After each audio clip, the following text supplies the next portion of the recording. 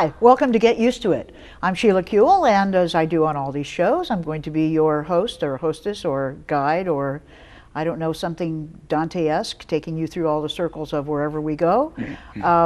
About our show, as you know, we like to look sometimes at a unique individual in our community who's made some amazing and significant contributions. We call it Voices of Our Lives. And today we're very, very happy actually to welcome back Bruce Cohen, Academy Award winning producer of American Beauty, one of the producers of Milk, an extraordinary and important film from last year. And as you'll see, sticking with us, I hope, deeply involved in the new federal constitutional case to overturn Prop 8 in California and establish the rights of gay and lesbian people in America in terms of equal protection in the federal Constitution. So, and also got married in California when there was this window of opportunity. So, looks like a great hour of talk. Hope you'll stick with us. Welcome, Bruce. Thank you. Very happy to be back. I'm really glad you're here. Well, I think the last time we talked to you was very shortly after American Beauty had won its fabulous Oscars, and saw you up on the stage looking incredibly happy in black tie and everything. Thank you. I think it was about 8 years ago, but surprisingly, we both look a lot younger now, you and I. Isn't that nice? Well, we put all these filters on the lens and everything, but of course you know about that. Technology, yes. So let's catch up since then, because of course I think the next time people heard about you in the same context really was about Milk. So maybe you could let us know kind of from the beginning, the insider view, how did this movie even get started to be talked about? Well, people had been trying to make a movie about Harvey Milk for a long time. There had been another project in development for almost 18 years that came very close to getting made, with Oliver Stone directing and Robin Williams starring, literally 19, 20 years ago now. Wow. Then for whatever reason it didn't happen then, and various people had tried various projects in the years since, but one had never gotten made. And the story of our project really starts with Dustin Lance Black, who's an incredible screenwriter, a good friend, and now thrillingly the Academy Award winning screenwriter, Dustin Lance Black. It's always nice when you can say that before someone's name. And he had always, Harvey Milk had been one of his idols since he was a teenager struggling with coming out. He was from a Mormon background, was where it was in his family and his community was not a welcome good thing, and he had a lot of struggles with it. And he had come across some of Harvey Milk's speeches at the time, and they had meant a great deal to him. And he, at a certain point, just on his own, got frustrated that no one had ever made the Harvey Milk movie, and decided that he was going to write the script. And he got in touch with Cleve Jones. I think they had met at an event for something else initially, and that's when they first started talking. That was one of the many incredible joys of getting to do Milk for me, was getting to know and a deep and from now on friendship with Cleve, who's just an amazing one of our heroes. But so Lance became friendly with Cleve, went up to San Francisco. Cleve started introducing him around to a lot of the people that knew Harvey and that were still alive and that had reminiscences of what those times had been like. And Lance just started interviewing folks. He was writing on Big Love, the wonderful HBO show at the time, and would fly up on the weekends on his own dime to San Francisco and talk to people. And when he finally finished the script, he handed it to Cleve. And Cleve, who's likes to be in the know and in the loop on all things, his wonderful qualities. So he had pretty much tracked down almost every draft of Milk on any of the different projects through the years, because he always wanted to read them. Well, and of course he was deeply involved from the very beginning, as everybody saw in the movie. Exactly. When he was, kind of a young boy. Yes, and so he was a character in most of those scripts. God forbid showing Cleve a script where he wasn't a character in the Harvey Milk story. He wouldn't want. I don't think that happened. Right. But he felt deeply upon reading Lance's that it was by far the best one that he had read, and that it was the first one that really had captured who Harvey was as a person and what it was really like to go through those times. And so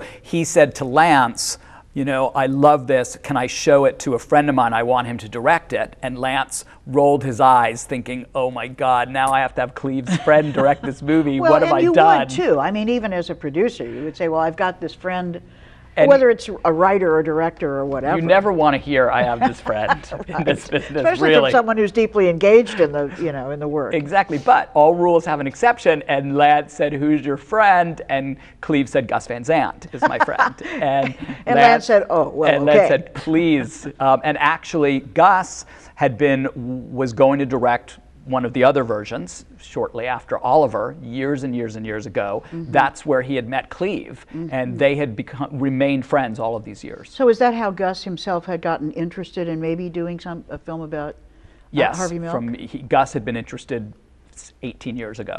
And so Kuehl said to Gus, I finally have read a Harvey Milk script that I love, and I want you to read it. And Gus read it, loved it, and immediately said, I want this to be my next movie, and met with Lance.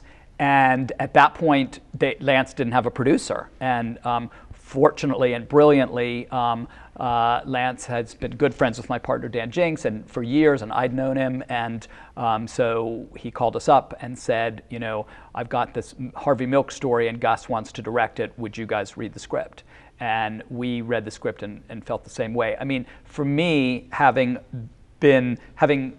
film producing and LGBT activism being the two great passions of my life, if I hadn't believed in God and fate and truth and love and everything beforehand, I certainly would have when I realized that there was actually going to be a chance that I would be one of the people that would get to bring. Well, but on the other hand, and I think people would say, why didn't you say this? You and Dan had already proven yourselves, essentially, in doing such a good job. You don't win Best Picture if you hadn't already shown that you could do this. Now, speaking of could do this, I think there's probably a lot of people in my audience that don't actually know what producers do. I think they can imagine what directors do and writers do and actors do and that kind of stuff. But so they've come to you and say, will you produce this film? And you both agree, yes, this is a good thing for us to do. What does that mean exactly? Well, one good way, there's a lot of different ways to explain what a producer does, but a definition I heard long ago that I really like a lot is imagine that the producer is really the CEO of the company that is formed to make the film. And as the CEO of the company, you're in charge of every aspect of the production. Why that's also a good analogy is because often with the CEO of the company, it's actually not their money. They didn't put up the money to run the company. They're in fact getting paid to manage the money that's in the company. And with a studio film, it's the same way. You're not spending your own money. But in the case of Milk, which was independently financed, we did put the money together. That was our first job. We felt we sat down with Gus and Lance the day we read the script and said, get in here right away. And we all agreed that the only reason to make this movie, the only way the movie would work, the only reason why anyone would want to see this movie is the central performance of Harvey Milk. And that you need an actor who was a big movie star that would get people in the theater to want to see the story, but then you would need someone who is such a brilliant actor that they could become Harvey, and that's how the movie was going to work. So we started talking right in that first meeting as to who that might be, and there was, there were a bunch of interesting possibilities. There were a lot of names bandied about. But when we got to Sean Penn, we all sort of stopped and paused, and we just kind of knew and felt that that was the right idea. And so Gus had actually known Sean. Gus had even mentioned the idea of playing Harvey Milk to Sean many years before. Not the first time, but years later, he still wanted to do a Harvey Milk project, and he had said to Sean, let's do a Harvey Milk movie. So Gus said, I finally have the script, and Sean read it and said, yes, I'm on board. And we felt at that point, with Dan and I producing this brilliant script from Lance and Gus Van Sant directing and Sean Penn starring as Harvey Milk, our focus was, we are making this movie. We weren't taking the attitude of, let's see if we can get the money together, or let's see if the studio will do it. We're like, the time is now. This story must be told, and this is how we're going to tell it. Now, was there a reason why it wasn't a studio movie but independently financed? Were studios not wanting it, or did you make that decision? Well, we ended up, actually, Focus ended up co-financing and distributing the film, and they're a division of Universal. So in a way, it was kind of the best of both worlds. But we felt, we knew that this type of movie, the subject matter, and not just gay themed, but just a political movie in general, a political movie where the hero gets assassinated, a political movie where a gay hero gets assassinated, is going to be a certain lower budget, and those budgets are not really the types of movies the big studios are making. And also, with a big studio film, the emphasis is the marketing and the merchandising, and you're getting notes from 500 people, and it turns into what they need it to be, and this wasn't one of those films. So we sort of always knew that it would either be a specialty division at a studio, such as a Fox Searchlight or a Focus or one of those, or an independent financier. But in the case of Milk, which is happening a lot these days, even the specialty divisions weren't interested initially until we had some money. So we knew that we first had to find some independent financing. A company called Groundswell Pictures, Michael London's company, who had done Sideways, among other great movies. He ended up coming on board for half of the money, and then with half the money, we were able to get Focus to give the other half and to distribute. So was there excitement among people that you went to for financing and other kinds of things that were needed about the subject matter? Or kind of more? No, there was, but I mean, it was a funny dichotomy, which continues with all things Milk, is the world sort of divided into two categories, and there were the people who, for whatever reason, knew the importance and the significance of Harvey and of this movie and what it would mean to the LGBT movement and what it would mean to the world, and would burst into tears the minute you even mentioned the mere notion of it. And then there was everyone else, which was most people. And so your financiers tended to fall into the everyone else category, but people were intrigued. I mean, just the you hope on a movie that you're trying to get financed that you have sort of that, soundbite where you say 5 words to people and you have their attention. And Sean Penn is Harvey Milk was 5 of those words. I mean, in this day and age, that had people's attention.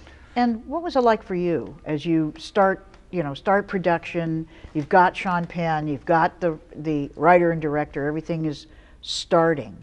Because you said at the beginning of the show that it really brought together your producing skills, but also the work that you've done and, frankly, the heart that you've put into gay and lesbian activism over the years. This must have been very special to you. It was 1,000% a once-in-a-lifetime opportunity and challenge. I mean, part of the, I took, I think, very seriously, but in a joyous way. Well, what does this mean that I'm actually one of the people involved, and what's my sort of role? And certainly doing the best we all could to make sure that this was a movie that the community would be very proud of, and that Harvey's friends and family would be very proud of. We knew that was a tall order, but we knew it was something we had to hit. Though that was even that was exciting because constantly coming from the two heads of having my producer hat and my LGBT activism hat, as much as you needed and wanted everyone's pride and approval and it to be something really that they could all be proud of. On the other hand, it has to be a good movie, and it has to work as a film. And you can't ever, the minute someone's like, it has to be this way because that's not what really happened, then you get in that situation of, yeah, but if it's not a great film and if people don't come to see it, then we don't have anything. So it was exciting keeping both of those, goals in mind the whole time. And in the end, they worked very, very well together, fortunately. Well, it's interesting because I think a lot of what we know about the world and what we sort of feel, even spiritually, comes from stories. There are some stories that are that are very important. They get repeated. They're kind of generic in a way. You have, you know, the spaghetti western that becomes Star Wars, that becomes Avatar, and these sort of thematic stories. And I think even with the assassination aspect at the end, that the story of the hero who just goes all out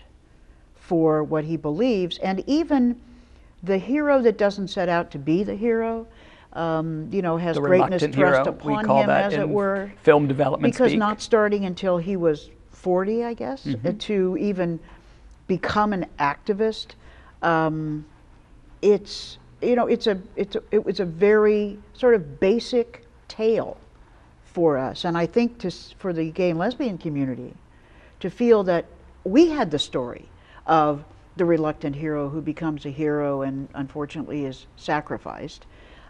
Being a true story, you wouldn't necessarily have to choose to sacrifice him as a plot point, but I think it was very important for our community because we don't get a lot of that. And we certainly don't get a AAA fabulous film about the community. We're the sidekicks, you know? Well, I think that's a brilliant point because you're right that it was almost shockingly wonderful how great Harvey Milk's story was as an archetypal reluctant hero film tale. I mean, it was perfectly made. But what was also shocking about it, though, was that his story had been lost. Right. People did not know the Harvey Milk story. A lot of LGBT people did not know the Harvey Milk story. We would run into, which was exciting to us because we knew how important it was what we were doing. We're scouting at Castro and Market in Harvey Milk Plaza, and 18 and 20-year-old gay boys and girls are walking through Harvey Milk Plaza in the Castro. They don't know who Harvey Milk is. Right. So that was even more surprising, was the chances that you'd have such a great story of a hero in our community, and yet still it was a story that was almost lost and was risking being lost forever, is what added to the beauty and, you know, and poignancy of the film. Well, I think there's a sort of an inadvertent but interesting outcome as well, and that is you had the sort of juxtaposition of the young people who were working on Obama's campaign and getting organized and getting excited about that, and seeing Milk, so many of them said, you know what, we don't know anything about our history. And in virtually every city that this show is on, and many beyond, young gay and lesbian activists started saying, I think we're just going to try to get people to tell us our own history. Because look, that was a story we didn't know, and how much more don't we know in LA and Chicago and New York and everywhere. And I know in LA, young people organized their own historical exhibits to bring people together to understand the history of gay and lesbian deeply in the closet and then not in LA, you know, and the kind of the donut throwing riot that we had in LA that was before Stonewall, to, you know, against the cops and just a number of things. But it's funny what you trigger when people say, how much more don't we know? So the importance, I think, is even beyond what the story that the movie tells. Well, I agree completely with that, and Obama actually was the first of three really surprising and incredible sort of resonances, which we'll talk about, between what happened 30 years ago and what was happening now. The Iowa and New Hampshire primaries were right before we started shooting, and then we started shooting, and so the whole primary season was happening while we were shooting the film, and here was this unknown outsider talking about hope. Taking the country by storm, you know, and we were shooting the hope speech, you know, in the middle of that, and just going, wow, Harvey Milk had this 30 years ago, you know, this is what he was talking about.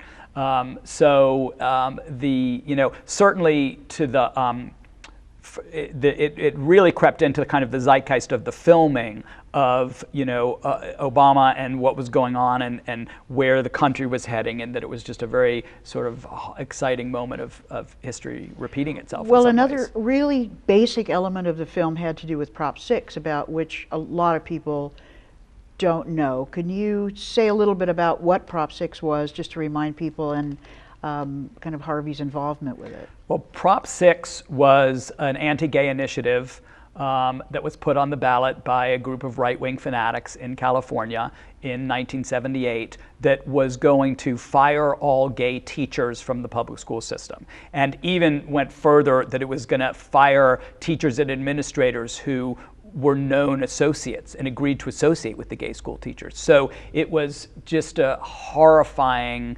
it was hard to even comprehend that such a thing could happen, and yet it was happening. And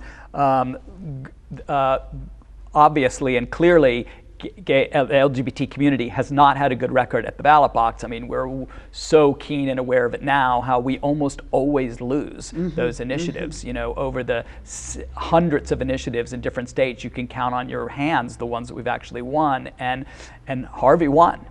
And he was very much at the center, of the committee that was formed to fight Prop 6. And so the script was written, the movie was shot, and Prop 8 didn't exist. Right. And it was then, while we were in editing, that the California Supreme Court ruled that gays could get married, which my husband Gabe and I took advantage of that, and we're one of the 18,000 couples that are legally married. And then right after that, rumors started surfacing that signatures were being gathered to get Prop 8 on the ballot. And so suddenly, during the summer, we just were flabbergasted to see that now an anti-gay initiative by a group of right-wing fanatics on the ballot in California, and it's literally going 30 years later exactly, and it was Prop 6, and now it's Prop 8, and history is repeating itself. Well, history did not repeat itself, and that was the interesting thing too. I mean, here you are, you're in editing, right? And these rumors are going, and then it becomes manifest that there will be an initiative on the ballot. What was the timing then in finishing, but the movie wasn't out yet when Prop 8 was on the ballot? The movie was scheduled to come out after Election Day. Mm-hmm. And we did have a meeting in the summer to discuss, could we race the film to completion to get it out before Election Day, and would it make a difference? And we ended up deciding, for a variety of reasons, which I do think were right, to keep the movie where it was. Some of them, I mean, Gus is cute because to him, his main issue was, in the summer, I didn't know if the movie was going to be any good. And if the movie had been bad, it wouldn't have had any prayer of making any difference at all. And if you know Gus, that's a very genuine, it's not disingenuous. I mean, I think he truly didn't know whether he had anything. Well, I don't think people really understand. You're shooting things in bits and chunks. Absolutely. You're not even looking at dailies all from the whole thing anymore. You're looking at little pieces. It's so much in the editing, though you must have known you had some incredible moments. We did know, and we knew we had an incredible performance with Sean. But one of the fundamental question, the real question though of does the movie work as a whole, is the actual physical experience of what is the actual physical experience of watching this particular movie. They're like snowflakes. There's never been a movie exactly like this one. There's never going to be another one. And there's so many elements of style, of tone, of theme, of performance, of plot, of cinematography, production design, editing, music that all need to come together, that the actual texture of the experience of watching the film, you do not know on your movie until you show it to an audience for the first time. And in the case of Milk, that was probably in August or September, at which point it was way too late to make the change. Mm-hmm. The other thing that we, just from a political and activism standpoint, we really suspected, and we were right about this, and I think sadly in a lot of cases, you'll always be right about this, this film was going to preach to the choir for at least for its initial run. I mean, and it is fascinating to see, when a movie gets on DVD, it has a much wider reach.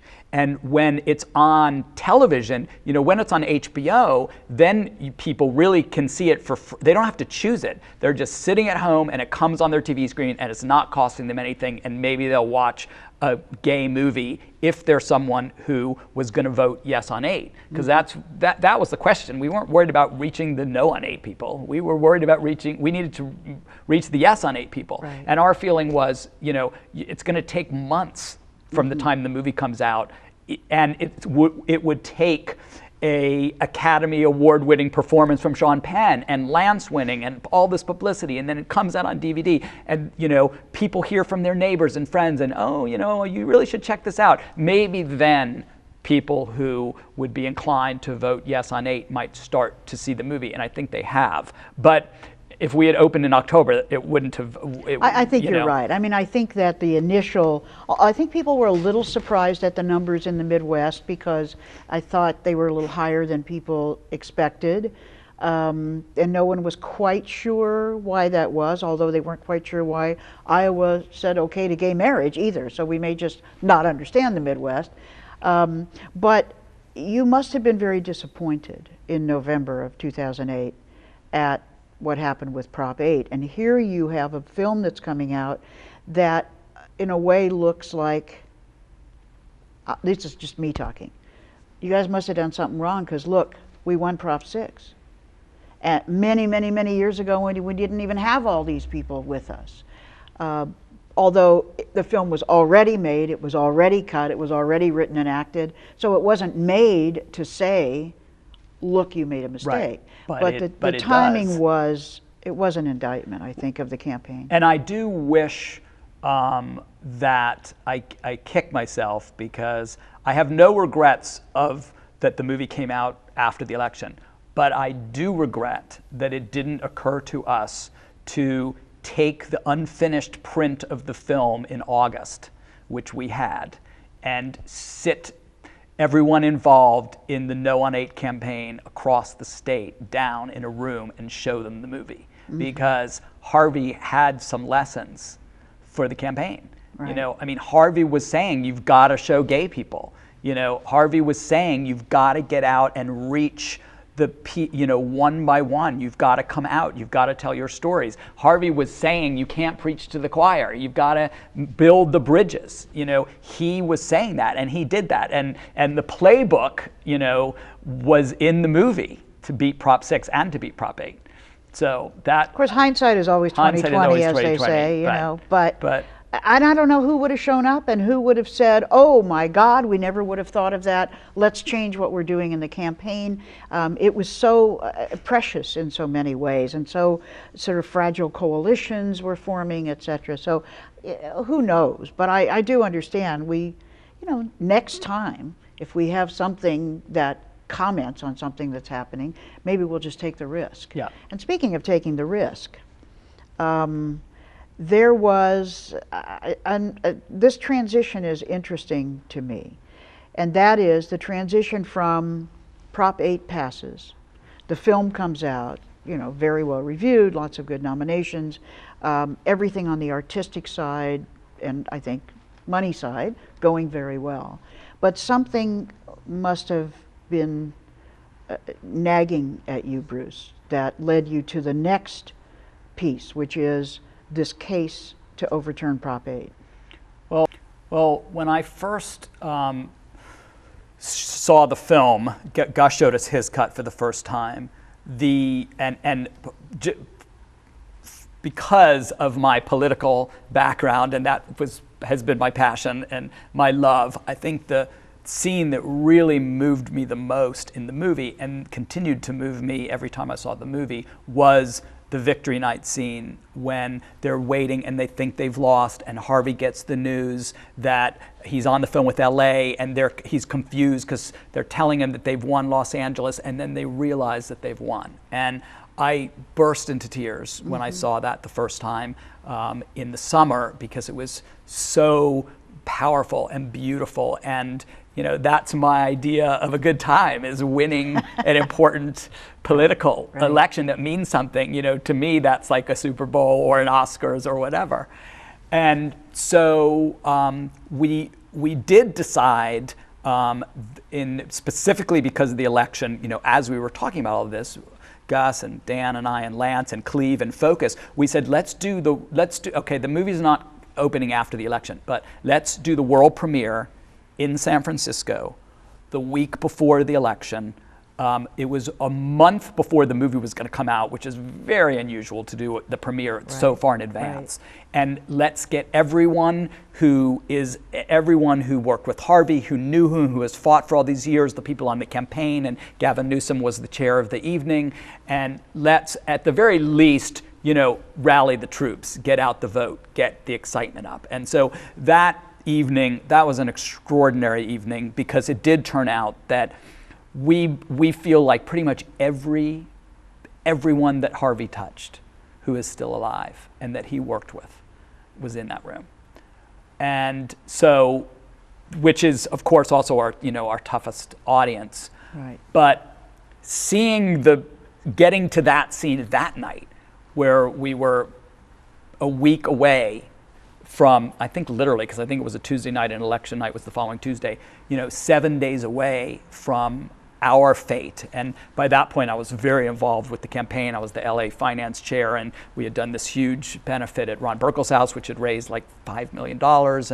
And I was just filled with anxiety and sort of experiencing both ways, imagining what it would be like if I could have this scene for real on Prop 8 the following Tuesday versus the other way. Mm-hmm. And then I remember I forget what the screening was, but for some reason the next time that I saw the film was the night after the election. Mm-hmm. And the heartbreak of then getting to this scene, which had been so moving to me and so loved by me, and realizing we lost. Mm-hmm. It was incredibly painful. Mm-hmm. And that, coupled with, although I must say not much more painful than election night itself, which had been the night before. Right, of course.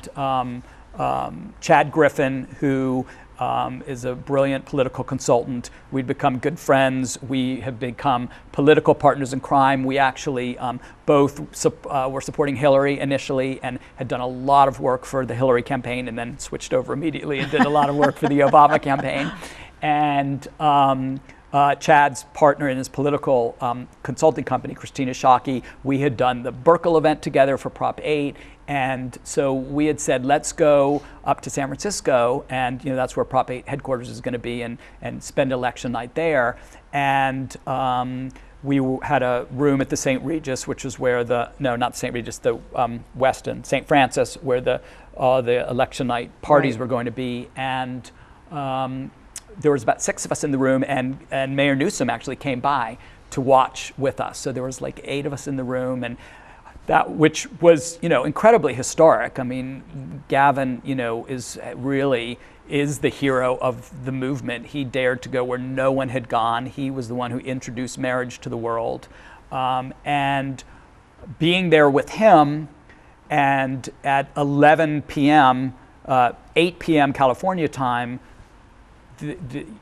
Barack Obama is president, and just weeping with joy, trying to comprehend the magnitude of what had happened and what we had all accomplished at 8. And at 8:01 on the computer, the first returns came in on Prop 8, and we saw that it looked like we might lose. Mm-hmm. And it was just like the rug was just ripped out from under you. And to be there with Gavin, who had put his heart and soul into this issue, and who had a lot of his political cred riding on Prop 8, it was made it even more painful. So between those two really visceral experiences of living through the defeat of Prop 8 and understanding what it felt like to have your rights taken away from you, really encouraged me and Chad and a bunch of other people to do something about it. So let's talk about that something. I think people are always saying to me, we've got to do something about whatever the issue is they're worried about, whether it's health care or clean water or poverty or whatever. They're always saying we've got to do something about it. And generally, doing something about it can involve organizing, protest, forming a new organization to provide services, going to the Congress, going to the legislature, trying to get a law made, or going to the courts. And going to the courts has been seen generally to be a little iffy, since many of the last appointments to the Supreme Court. The California court was seen as such a wonderful place to go because they actually articulated a fairly airtight opinion that we were entitled to equal protection and equal rights in California, and this is how all the marriage ability sort of opened up. But then after Prop 8, the California Supreme Court, many people thought, turned around, even though the question was really very different. The question was, can people vote to put this in the Constitution? And the answer they gave was yes. So people are very ambivalent about courts at the moment, but of course they're very ambivalent about Congress and state legislatures, and not even sure about going to the streets because that didn't seem to work all that well. So talk a little bit about the process that you guys went through, thinking that what needed to happen was a pretty big leap. Well, in a democracy, you have a number of, but they're very specific and prescribed and limited options when you believe that you are being denied your rights. And one of the ways to get your rights back is by popular ballot, state by state. But as we discussed earlier, that has been a very has been a losing battle for the LGBT community time and again in state after state after state after state after state, and almost never actually have we won. And unfortunately, first of all, initially the other side thrust those upon us. We would never have thought that that was a way to get our rights, but we had to keep defending ourselves in all these initiatives like Prop 6. But over the years, it had become, that had been lost a little, and people had thought, oh, well, that's one way of getting our rights. Well, the majority doesn't get to decide minorities' rights. I mean, that's what you have a constitution for. That's why you have courts. So I think a lot of us were feeling that that's a wrong message to be sending to begin with, that we're depending on the voters to decide whether to give us our rights or not. If you were depending on the majority vote, African Americans still would not have their rights. We can only imagine when women would have gotten their rights, because of course they couldn't vote, and so it was only the men voting. Surprise, surprise, the men voted to keep the women from voting, so that was, so clearly the ballot box, not only has it not been successful, but just the very theory of it isn't good for our movement, because we don't need to wait for a majority of Americans to like us. We need to wait only as long as we are actually guaranteed these equal rights in the Constitution, which we believe that we are. And so there was a lot of discussion. We were not the only people. I'm sure a lot of people were having all sorts of discussions of, what do we do? And, Prop 8, there will be an initiative back on the ballot. This time our side will put an initiative back on trying to take away Prop 8. They decided wisely, I think, not to try and put it on the ballot in 2010 because they just didn't feel like they would have the statewide organization and the money. So it'll probably be on the ballot in 2012. We spent $45 million losing Prop 8, right, and it'll probably have to raise $60 million to try and do it again, and to convince a majority again to care about our rights. Chad,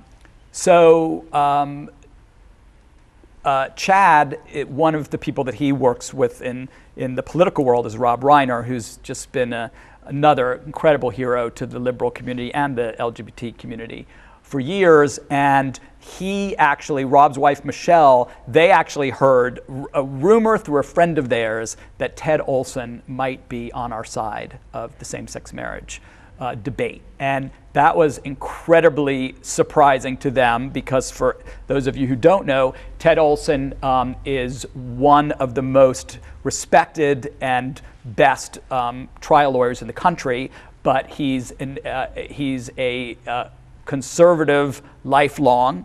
He was Solicitor General for the Bush administration. Part of why he got that appointment is because he argued Bush v. Gore on the Bush side and won. He's really the reason why we have had George Bush as our president for 8 years. So it made no sense to Rob and to Michelle and to Chad, and then when they told me that could possibly be true. But we did understand right away that if it was true, it could really be a game changer. That you could never imagine, and by you, one could even say the Supreme Court could never imagine a less likely confluence of lawyer and cause. And therefore a more exciting confluence of lawyer and cause. And then Chad actually reached out to Ted, and it turned out that Ted, through his conservative belief in marriage and as a tradition, and the sanctity of marriage between two people as a tradition, through a libertarian strain of the government having nothing to do with regulating what goes on in our bedrooms and in our private lives, it had always, I won't even say he'd always believed, because it's more that it had just always been obvious to him that if two people A and B can get married, two people C and D can get married. And he had always thought that it was clearly unconstitutional on a federal level to deny gays and lesbians the right to get married. That there was nothing in case law that guarantees that marriage right, which the marriage right is guaranteed. The Supreme Court has found time and time and time and again that marriage is a fundamental civil right. And there's just nothing in case law that ties the definition of marriage to man and a woman. There's tradition, but tradition. But of course, the Supreme Court also said tradition was not a reason to uphold anything. Correct. Just because you had always been prejudiced and discriminated. Right. Tradition does, I've learned all this now in the case, I didn't know all this before, but tradition does have a legal definition, and tradition does have some legal standing. But tradition cannot be based just in prejudice, just in discrimination, or even just in, well, we do it this way because we've always done it. The legal version of tradition has to have some rooting in case law and also has to pass the rationality test too. Correct. I mean, just at the very lowest level of why you treat one group differently from another, the very lowest level is that it's just rational. Correct. And of course, the more rights you take away and the more protected the group is, the higher the standard for finding that it's okay for a state to take their rights away or to deny those rights, which is the question that's going to get up to the Supreme Court. Yes, I mean, that's part of what the other side has to prove, and we feel like they haven't even come close to doing that so far. They have to come up with some harm or damage to straight marriage and to the institution and to straight couples who are married if gay people are allowed to get married. Well, before we talk about the case, though, because now we haven't even got the lawyer yet. Right. It's very interesting to me that a group of sort of showbiz folks decided that they would probably raise or put in a bunch of money, right? I mean, I don't think the lawyers are doing this for nothing. No, we raised the money because we wanted them paid. You know, we wanted them working for us. And what was the response when this started to be put together from the attorney groups, legal groups in the gay and lesbian community who'd been working on this and who were somewhat stung by losing the Prop 8 case, criticized certainly by many people in the movement? They must not have been happy to have this taken away from them. They were not happy at first. And I wouldn't, though, use the words taken away from them, because we approached them at first to have them come on board with us. That was our initial idea. Although we were not naive about it, and we knew that they didn't feel that this was the right time necessarily or the perfect strategy, and so that might not happen. But that was sort of the initial. Well, that's respectful, though. I mean, to say we really think this is the time we should do it and try it. Right. And they essentially said, have you looked at the Supreme Court lately? I don't think it's going to go our way. Perhaps we ought to wait. Is that kind of what they? Yes, and but they had, there was a sort of series of reasons why they thought we should wait, but our counter was, Ted Olson. I mean, it's so simple, but if you believe in something, you just need to do it. And what Ted says is, you tell that to our plaintiffs to wait. Right. We have two couples who want to get married in the state of California and are being denied that basic civil right, which the Constitution of the United States entitles them to. So no, they are not to wait. And as a lawyer, I am not going to tell them to wait. I'm going to take their case as far as I can and try and get them this right. Ted came on board, but he's not the only star attorney in this case. No, he. One of the things that he felt strongly about was he understood the shitstorm. Can I say that on this TV? I think so, yes. I mean, these are on city channels all around the country, and I'm sure they've heard worse at city council meetings. Yes, what do I think? He knew that aforementioned storm would be kicked up once news got out that he was taking a case in favor of gay marriage from both sides, that his conservative allies and stalwarts would have a complete heart attack. And would be very concerned and upset and confused, and that liberals would have every reaction ranging from suspecting that he actually was trying to lose the case on purpose and didn't really believe in the issue. So his suggestion was that we get a co-counsel for him, someone who was as liberal as he was conservative, and so that what has been brilliant about that idea and what has become our strategy is that the lawyers can truly say, this is not a liberal issue, this is not a conservative issue, this is not a Democratic issue, this is not a Republican issue, this is a civil rights issue about all Americans. So there was 6 or 7 of us on the call, and we started brainstorming, well, who could that lawyer be? And someone suggested David Boies. And David Boies, for those of you who don't know, is one of the other top and most respected and feared, because of how good he is, lawyers in the country. I mean, many people might just on their own have said Ted Olson and David Boies if you were asking them, who do you want taking your case to the Supreme Court? But David Boies argued the Gore side in Bush v. Gore. So one of the landmark and probably the last most famous Supreme Court case, Bush v. Gore, Ted Olson was proposing that we have the Bush lawyer and we have the Gore lawyer and we have them on the same side and we try and get LGBT people their constitutional right to marry. So being movie people who respond to a trailer, to a teaser, to a poster, to the soundbite,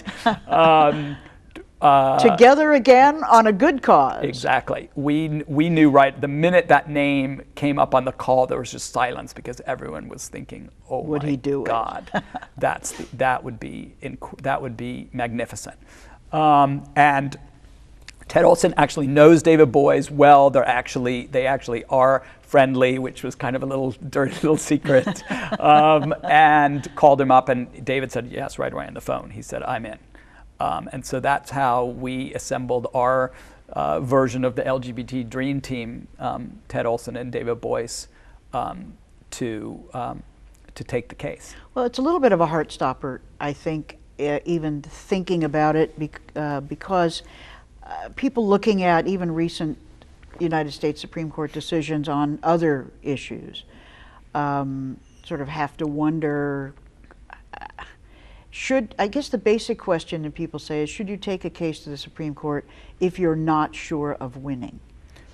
And we. It's a funny question. In a way. Well, we reject that question. You're never sure of winning. Right. I mean, even at the Supreme Court, if people didn't take cases to the Supreme Court or fighting for cures for diseases or trying to win sports games or elections unless they were sure they were going to succeed, nothing would ever get accomplished. Well, I agree with you totally. And I think, however, there is a lot of speculation, I think, especially since it went all the way up to the United States Supreme Court about whether there would be cameras allowed to broadcast even after the fact on YouTube, or then it was diminished down to, less and later, and finally no. And Kennedy was, I think, as people saw it, the swing vote on saying no broadcast He wrote the majority procedures, and opinion. then actually wrote it. Yes. As he did with the corporations can now give money to,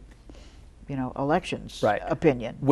Ted Olson was the winning lawyer on that side, actually. Ted Olson's record of victory in the Supreme Court is absolutely astonishing. So yes, Kennedy wrote those two majority opinions, but Kennedy also wrote the majority opinion on Lawrence v. Texas and on Romer v. Colorado, which are two of the benchmarks of LGBT equal rights legislation. So, we feel like there are, though the indicators that are, so what we're, looking at is Brown v. Board of Education, Loving v. Virginia, Romer and Lawrence as 4 examples of cases that changed the world because people did not have their rights and took it to the Supreme Court. And thank God, none of those plaintiffs worried about whether they were going to win or not, and realized that what was important was we don't have our rights and we need them, and we need to be heard. Well, it is the way history is made, and I think it was one of the aspects of milk. I mean, you wouldn't say that Harvey always knew they were going to be successful, or maybe even ever knew they would be successful. That is, knew it.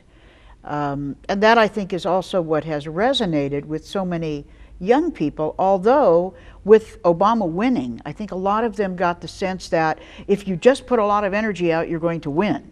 And it's interesting to see how the young LGBT community was affected by the loss of our side, of Prop 8, because they were stunned that if you put enough energy in and you win Obama, how come putting enough energy in didn't mean you would win on Prop 8? And it's a little, it's a little confusing. And yet, if you're not a young LGBT activist, but you're rather people who've been doing it for a while, you know that losing is really part of it, or at least the suspense, the adventure of whether you will or not. I mean, I have run for office 5 times, and twice of those 5, I really didn't know whether I would win or not. And you just go and you have to be prepared to lose. I mean, look, it's funny because this is a brand new analogy, but I would say I have 2 really sad names to say to the people who say, well, you don't know if you're going to win. Coakley and Brown. Right. The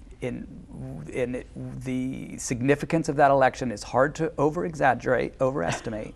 Right. And it's because the Republicans and the Tea Partiers specifically, they saw a shot against all odds. Right. And the fact that they weren't going to win, the fact that they didn't have a chance, the fact that they didn't know if they were going to win, they didn't dissuade them. They came and they organized, and now, sadly, we all know what happened. And I think that's been the case with people who bring cases, with which we're not as deeply involved in terms of discrimination, where you just think either this is really unfair, whether you're a corporation and you want to spend money, or whether you're a group that's been discriminated against and you want, to have your rights.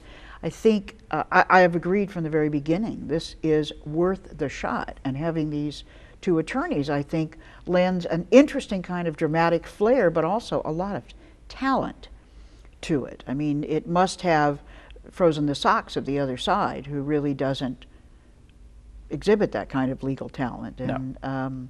But it's still going to be, a heavy lift, I think, all the way. But I was very pleased to see, personally, that it was being done. Good, I'm glad. So- Well, back to the Harvey Milk comparison just for a second. Harvey was assassinated 2 to 3 weeks after the Prop 6 victory. And so it was very, very soon after he won. And Lance had uncovered in his research that Harvey, in those weeks, was talking about federal rights. He was one of, if not the first person who was realizing, and he had just won this, and he was like, forget statewide. State to state, yes, it's important, but we need full federal rights. We need to take this to Jimmy Carter, who was president of the United States at the time. And we believe that he was actually talking, that was his last conversation, which you hear a snippet of in the movie, is that he was talking about, we've got to get to Carter, we've got to get these federal rights, when Dan White poked into his office and said, can I borrow you for a minute, and took him down to his office and assassinated him. So Lance, who was with us for the first day of the trial, Lance is on the board as well as I am of the people that are the foundation that's running the case. He reminded all of us very movingly and beautifully that 30 years ago, Harvey Milk started the conversation of full federal rights, and that today, this case is sort of the latest hopeful manifestation of that fight continuing. Well, Bruce, we've only got 3 or 4 minutes, so I want to ask you one last question. What has being engaged in LGBT rights kind of meant to you in terms of your sort of the meaning of your life? It's a big question for 3 minutes, but there's something personal about it to you. Well, I think being gay is very personal. I mean, it's entwined with me. I feel like I couldn't separate that from myself, even if I wanted to, which I don't want to. So the importance of our fight has always just been very integral to who I am. And I think one of the most obvious but beautiful manifestations of that was my marriage to Gabe. That we, like any two people, any two lucky people, found each other, fell in love, feel that we're soulmates, wanted to get married, decided to get married, and that we had actually made the decision to get married before there was any legal standing. And the wedding was in preparation when the Supreme Court decision came down, and we suddenly realized, oh my goodness, this is real. Right. And I've been friends with and a supporter of a man I very much admire, Mayor Antonio Villaraigosa of Los Angeles, and he asked Gabe and I to be the first LGBT couple that he married, and to be in City Hall in his chambers, and to hear the mayor of Los Angeles say, by the power invested in me by the state of California, I now pronounce you legally married. That was a triumph of everything that I've believed in and worked for, and the fact that that right has now been temporarily taken away from us is something that I can't live with. Well, the work that you've done, over the course of your life has been really sort of out of the limelight in a way, not of course the movie work, but the activism work, and I think it's interesting how much people don't know about how much of a person's life is put into their rights, and how we think of Harvey as a hero, but how many other heroes there are. So thank you so much for doing the show, Bruce. I really, really appreciate it. I know it was hard to work it into the schedule, and I'm really glad you did it. I'm really glad that you were with us for the show. This theme, who knows, being the hero of your own life, you never know if you'll be the hero of somebody else's, so get used to it.